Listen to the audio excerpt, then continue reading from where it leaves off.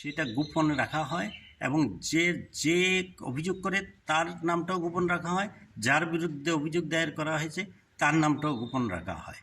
সুতরাং যদি সমাজের প্রতিটি লোক সমাজ থেকে দুর্নীতি দূর করতে হয় তাহলে তাদেরকে এগিয়ে আসতে হবে এবং লোকায়তের নিকট গিয়ে কেস ফাইল করতে হবে। লোকায়ত অ্যাক্ট এবং রুলস অনুযায়ী আপনার ফর্ম নাম্বার 1-এ একটা অভিযোগ দায়ের করতে হয় এবং সেটা সাপোর্টেড বাই এভিডেভিট।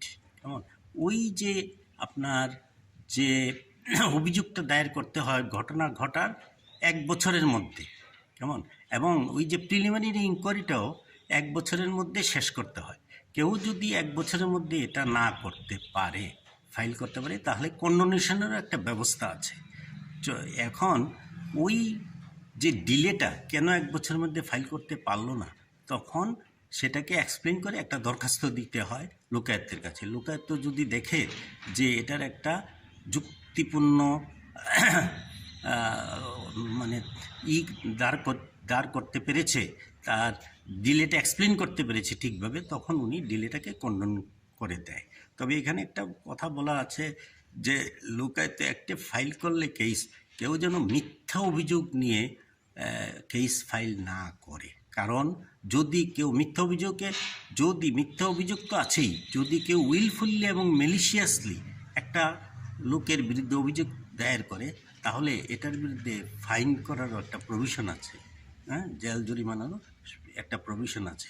তো এখন আমাদের ভারত সরকার এবং রাজ্য সরকার তারা সবাই চাচ্ছে একটা স্বচ্ছ প্রশাসন উপহার দিতে, সমাজকে একটা এই স্বচ্ছ প্রশাসন উপহার দেওয়ার জন্য লোকায়ত কেন্দ্রীয় স্তরে লোকপাল এবং রাজ্য স্তরে লোকায়ত গঠন করা হয়েছে এবং সরকারও চাচ্ছে যে একটা স্বচ্ছ ভারত তৈরি করা, একটা স্বচ্ছ সুন্দর সমাজ ব্যবস্থা, দুর্নীতিমুক্ত সমাজ ব্যবস্থা তৈরি করা।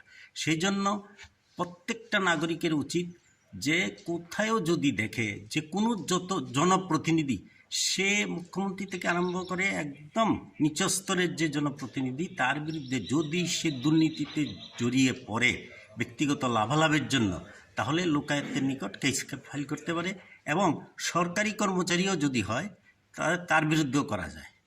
সেটাই লোকায়তের মেইন থিম।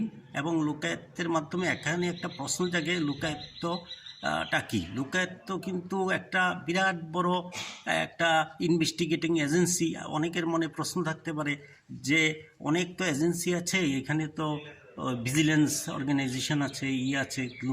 লোকায়ত একটা উচ্চ মাপের একটা হাইকোর্ট জাজ যে লেভেলের লোক, রিটায়ার্ড হাইকোর্ট জাজ অথবা রিটায়ার্ড চিফ জাস্টিস অথবা তার সমকক্ষ ব্যক্তিকে একটা লোকায়ত নিযুক্ত করা হয়। সেটা থেকে বোঝা যায় যে এটার নিরপেক্ষতা কতখানি আছে এটার মধ্যে। সেই হিসাবে জনসাধারণের উচিত যে লোকায়ত যদি তারা কোনো দুর্নীতিতে জড়িত কোনো ব্যক্তির সন্ধান পান, তাহলে তাদের উচিত লোকায়তের কাছে গিয়ে নির্দিষ্ট ফর্মে অভিযোগ দায়ের করা।